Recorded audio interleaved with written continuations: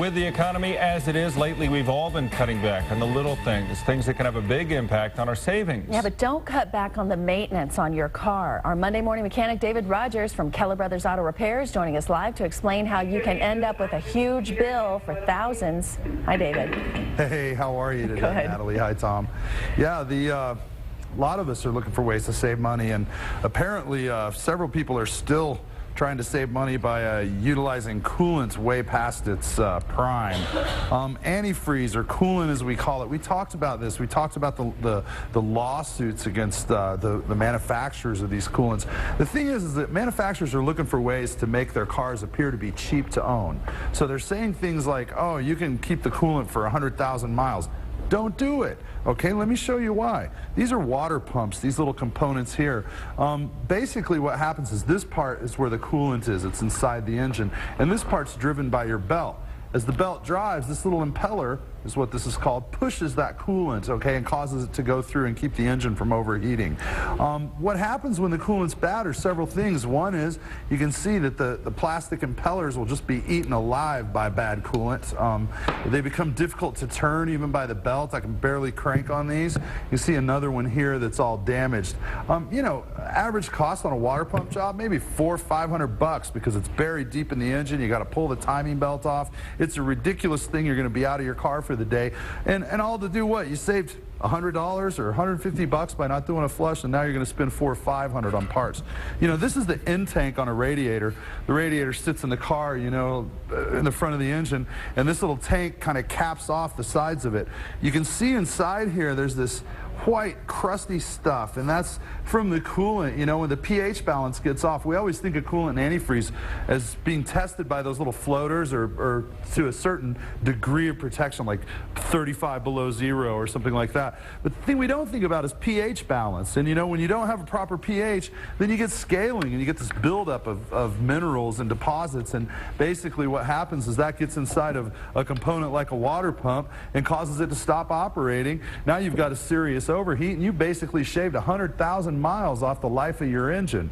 Another thing that gets really damaged are these intakes. If you own a GM and you've had it for 60, 70, 80,000 miles, and it has one of the most common engines, you probably paid for an intake gasket replacement. Well, here again, we see what the coolant does. Look at that, just crumbling in my fingers as I touch it.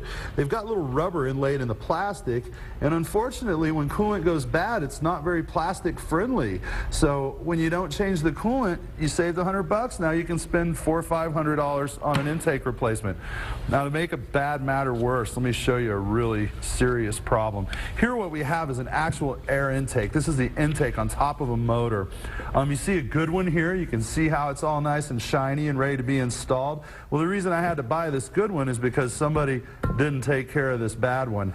This is an example of what old coolant will do even to metal. Now you can see here where we've got nice, you know, little indent here, and that's basically a port. On some vehicles it has to be drilled through when it's built. On this one it didn't. But you can see what's happening here. If I dump this out into my hand, that's metal, folks. That's aluminum that's been eaten alive by coolant. Now, typically, you know, when you don't change coolant, all you worry about is whether or not you're going to have rust in it. But now today, with so many aluminum components, we have to think about what else is it going to do to the vehicle.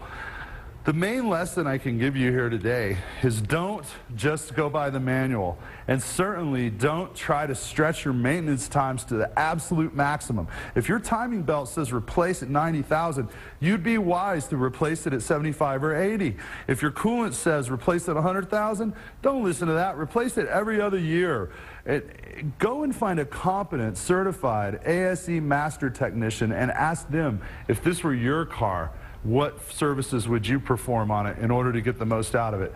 Today, cars are on the road longer than they have been ever in history. I just read some statistics last night that said the average car on the road today is 11 years old. Congratulations to the consumers who've realized that you save money by taking care of the car and keeping it.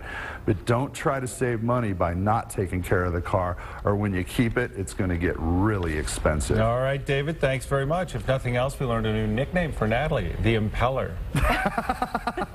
I don't think he said that. Yeah, well, no, but we saw the impellers, and they reminded me of you. Does that make Tom the cabin air filter? Probably. Something like that. Thank you.